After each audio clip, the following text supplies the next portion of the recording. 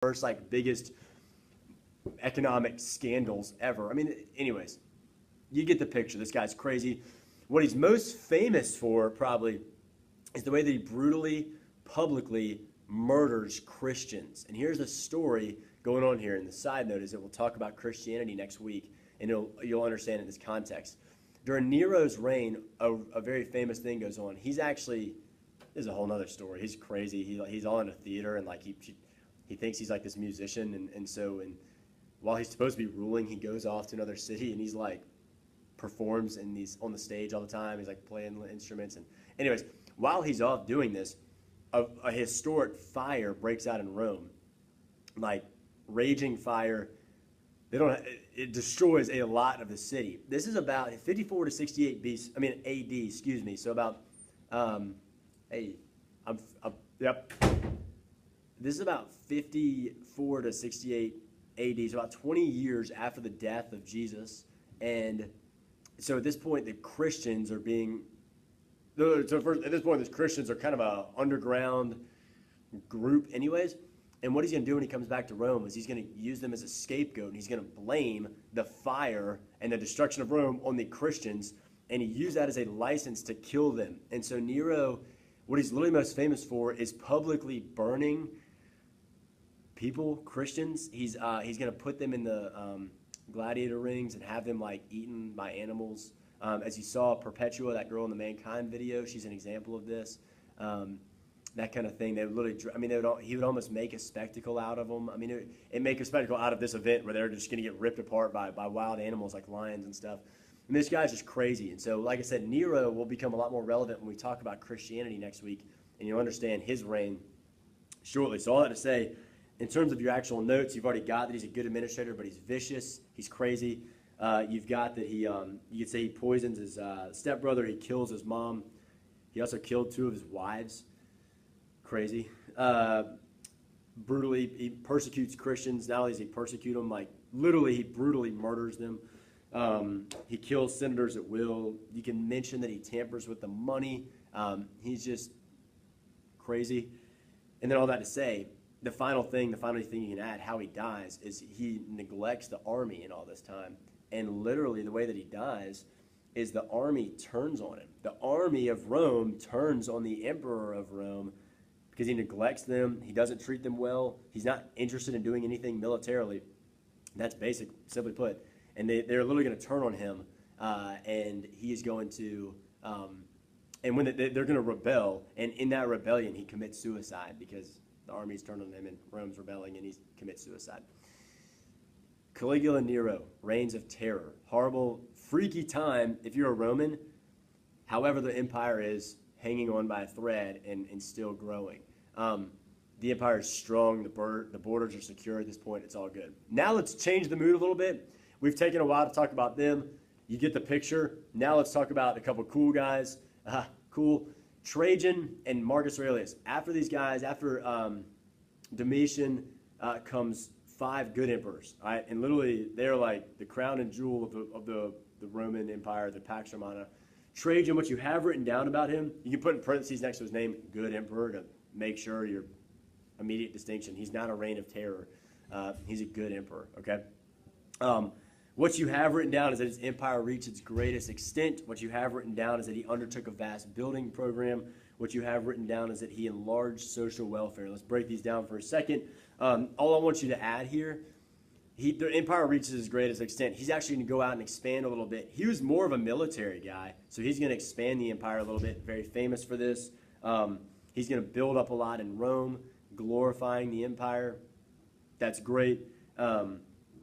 By the time he comes around, the money situation that Nero messed up is kind of chilled out, and we're back on track. And he's economically getting Rome back in a really good place. He enlarged social welfare. There's a term I want you to write next to that called imperial compassion.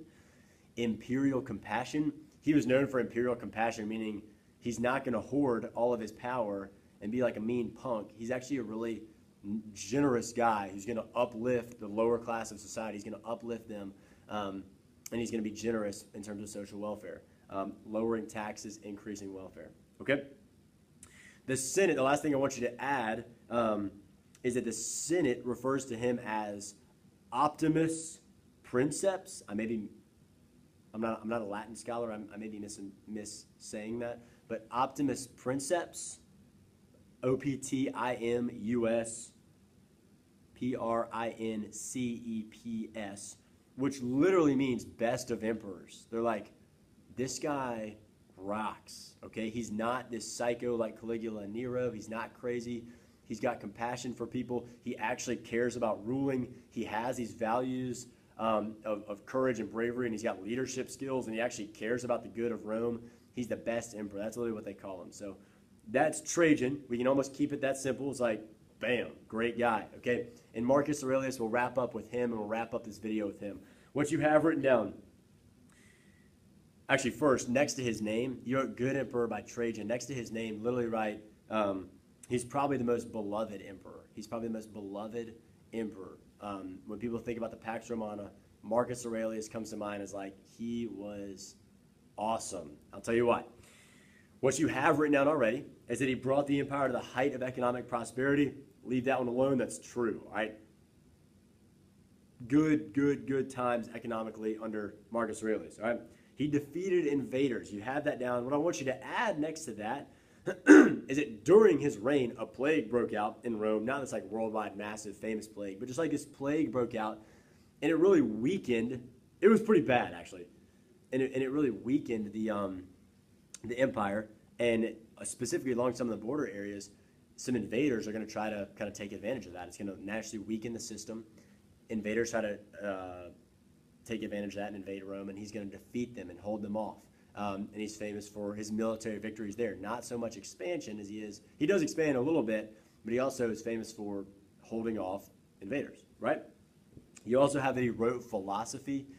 We'll talk a little bit more about this because we'll actually watch a Gladiator clip on Marcus Aurelius where you hear his mind. I mean, again, that movie is historical fiction, but the character of Marcus Aurelius, there's so many truths to it. The character of Marcus Aurelius is portrayed very well, and the character of Commodus, although his story is different in the movie, his character is portrayed very well. Marcus Aurelius, his philosophy, he was literally a philosopher, and he's what's known as a Stoic, an Stoic, Stoic. We'll talk about this on Monday a little bit. But he's kind of the most famous kind of poster boy for the original Stoic, and a Stoic is all about being morally strong, being morally steady, doing good, not just talking the talk, but walking the walk. For guys, being a man and living in that and walking in that. I mean, a Stoic, that's kind of a basic way to put it. It literally is all about virtue, moral strength, and yes, all right? And that's him. And he literally is going to spend a lot of his time as emperor writing philosophy. Kind of different from Nero and Caligula, who are off killing people for fun, and he's writing philosophy on how men and women should live their lives. Kind of a cool guy. That's an understatement. Basically, he's going to die of natural causes at old age. That's the last thing you can write for him. And after him, his son Commodus is going to take over. And this is the beginning of the end of the Roman Empire in my mind. After Commodus takes reign, we're going to see a very slow decline in the actual Roman Empire. We're good, all right? Y'all are awesome.